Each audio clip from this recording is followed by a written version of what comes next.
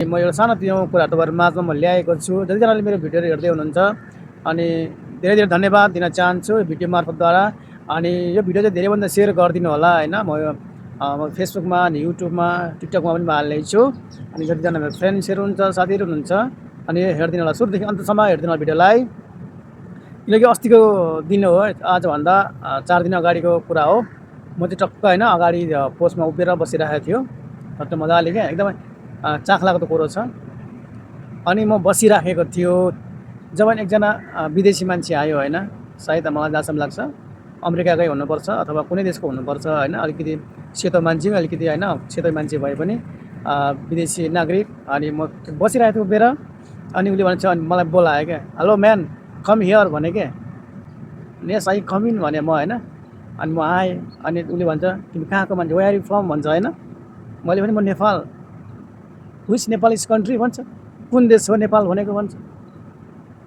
अनि मैले फेरि भने I am from Nepal. Yeah Nepal you mountain भने क्या, या माउन्टेन भने मैले होइन, हिमाल गएको हो भने भने मैले होइन। Before I go Nepal very डट्टी रे क्या। अरे माटा हाम्रो देश नेपाल किन फोरी भन्छ भन्छ मैले सोचेँ। अनि मैले त्यस्तो नेपालमा के छ त नेपाल जस्तो फोहोर हुने भने मैले सोधेँ होइन। Very bad Nepal is I don't like भन्छ माटोक्ने। म त के भनौँ भन्नुभयो। हुनु त हो नि हाम्रो देशमा होइन, Kathmandu city I don't like भन्छ, यो Nepal is I don't like भन्छ यार माटो। यसको दिमागमा के चढेको थियो नि, म छक्कै परेँ यार। म त के भनौँ भने क्या, म त अल्मल्ल भयो क्या। अब यहाँ राम्रो छ भनौँ, हाम्रो देशमा फोहोरै फोहोर छ, बाटोघाटो हरेक कुराहरू फोहोर छ। या नराम्रो छ भनौँ, र आफ्नै देश नराम्रो हुने।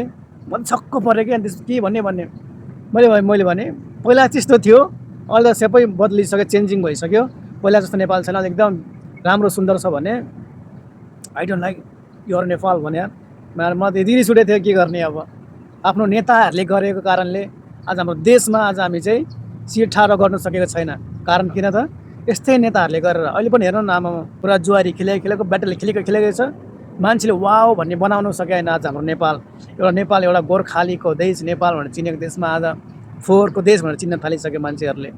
अनि दुःख लाग्दैन त हामी विदेश हुनेहरूलाई कति गाह्रो हुन्छ, बोलाउँछ सोध्छ अनि आज भन्न पनि गाह्रो महसुस हुन्छ हो।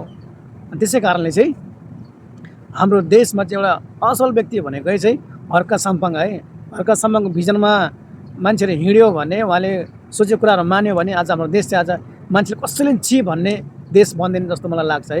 मेरो विचार मेरो धारणा तपाईँहरूमा राखेको छु। तपाईँलाई कस्तो लाग्छ क्या, यो चाहिँ होइन कि मलाई त्यो मान्छेले भनेदेखि मलाई आज एकदमै मनमा चाहिँ एकदमै खल्लोपना भइरहेको छ, दुःखी भइरहेको छ। किन मेरो देश आज नेपाल फोहोर देश भन्यो होइन। आज नेपाल शान्तको देश, शान्तिको देश भनेर पुरा होइन विश्वमा सबैभन्दा देश नेपाल राम्रो सुन्दरता भन्ने देशलाई आज मान्छेहरूले के गरेछ त, फोहोरी देशमा तुलनामा गरेको छ। आज त्यही भएर हामी देश बनाऊ, जुटौँ, एकसाथ भइकन नेपाललाई सहयोग गरौँ। आज देश एकदमै हलचल भइरहेको छ। त्यसरी हामी देशलाई चाहिँ कसरी हुन्छ विश्व सामु चिनाउनु पर्दछ। यति भन्दै मेरो तपाईँहरूको माझमा कुरा राख्नेछु। कस्तो लाग्छ तपाईँले कमेन्टमा मलाई बताउनु होला है त। यदि भुल टुटी भयो भने माफ गर्नु होला होइन।